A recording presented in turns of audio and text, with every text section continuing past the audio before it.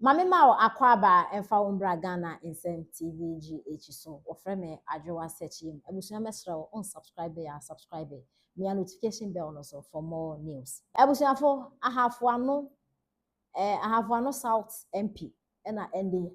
ahemfofo ene kromafo ni na omo asegu no so je so mo bolo ehu MPA ehu Yakubu ehu omo ya sapone se omo se papete nkran ena de bia okọ eye ahafo ano South honom youth no mo eye galamsey no okobia no wakwa akogista na wasan so abakra yentin se me koso yen san so bra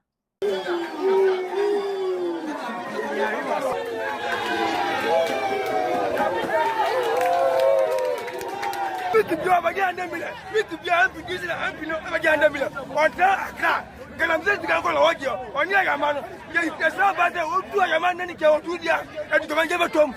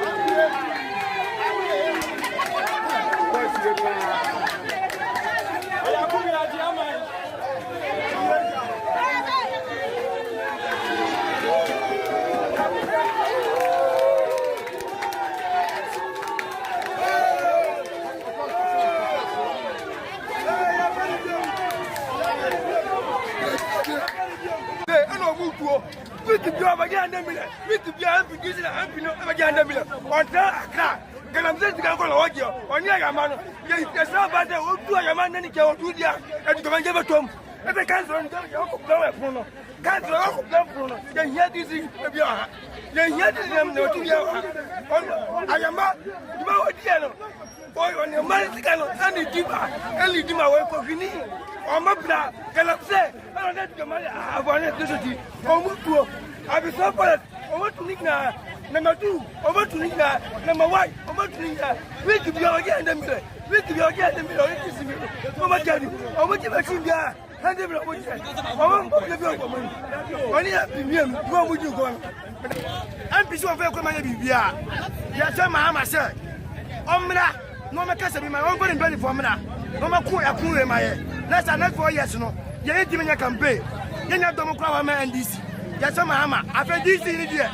ni no ma na o ye no mo kasa tia no na sa dia ai dia be bia no aye o ye chere kwa no wo se ye mbeli abusanfo ene mo asuma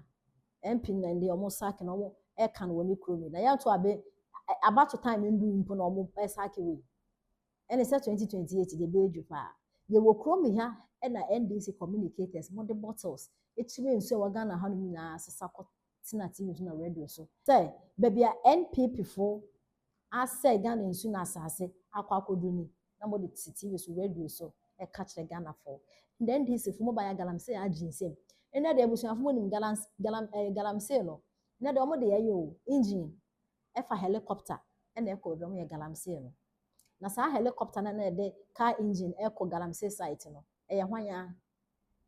se nipa no oni tumi eni sika obetime de helicopter afa ofane se engine e de akọ galamsey site wono mobile yensu yen sase asay because mo share yembo say galamsey ne de his essence John Dramani Mahama kwade e na sem de me ya because obey president o person galamsey ginsem na journalist for kan but fortunately for you na o pension no social media na nye sense no o fa ho di but Ghana for no mo ye journalist omo ye mpanifo mo di politics e chi no mo hu say o pension galamsey e ginsem na John Dramani Mahama his excellency wa abase o be boy ensase na yensu hu banya o ba ya fe de o galamsey no a ginsem o MMC for o DC for o presidential staffers MPs ministers o bia ye galamsey mo de say yen saase na yen su no say mo ntimi mbɔ ho ban a mo de ma mo mfa nyɛ campaign mfa nhyɛ mo manifesto mo say mo ba mo be ye bibia fa ɛyɛ mining ho say na be yɛ galamsey na be kofem. People shouldn't talk about it at all. Mo mana mo de mo say nsu na saase no.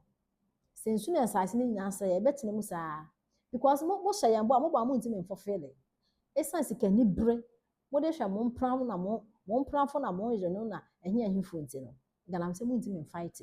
Nti NDC bo mo kase NPP bo mo kase. Galamsey site and mo de helicopter na de engine ko hono. Yes saase nyina ase yensu nyina ase. Na kidney failure.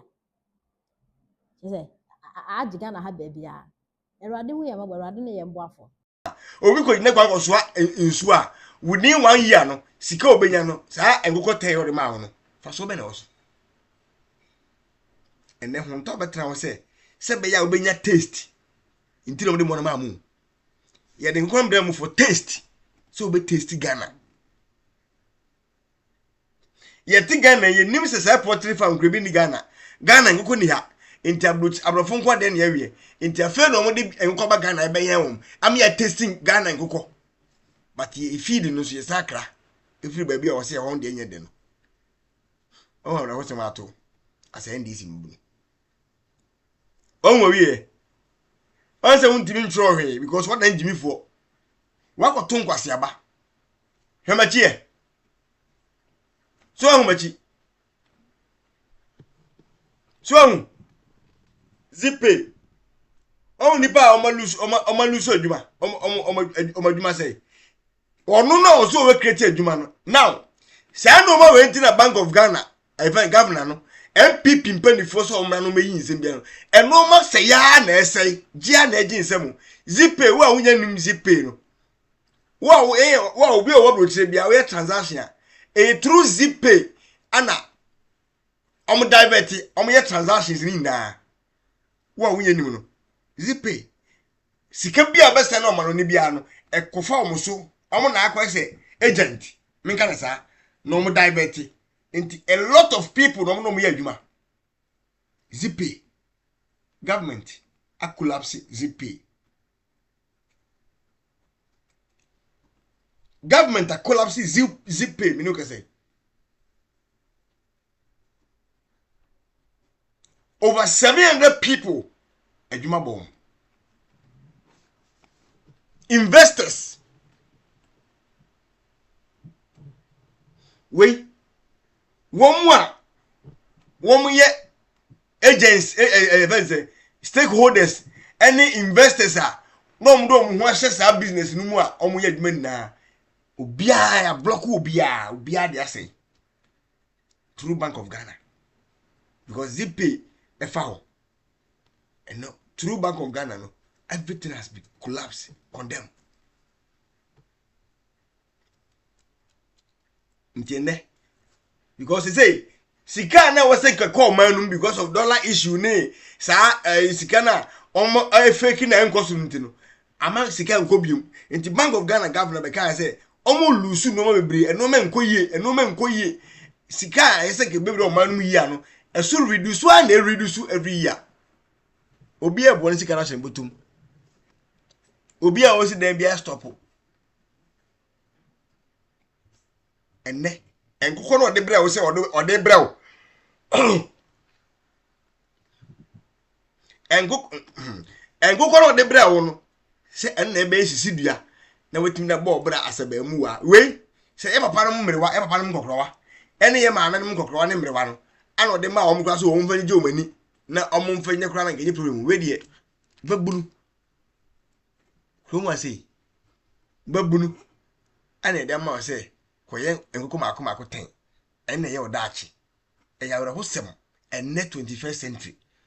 yentimi anya bibia betimi ma o income ana obetimi trust na wa creative bia ma ho na emum beje nkoko Ghana ya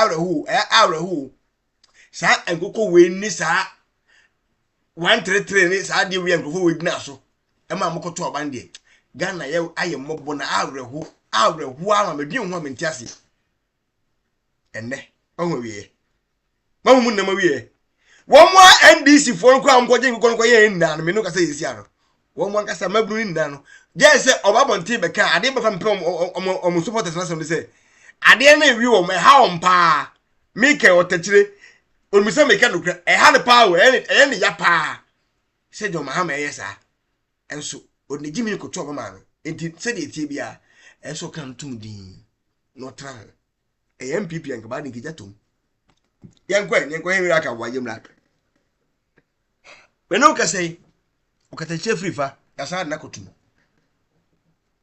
omuyi ni free hospital ne no police for say omo ma ne ko sa na ho yare nti e wo se sa ne ko ntoma sa na kotum nti esi court nso iso Friday no me court na de esi no update ka no meeting ma wan na yenu ya baako Ghana Jollof draw your attention bi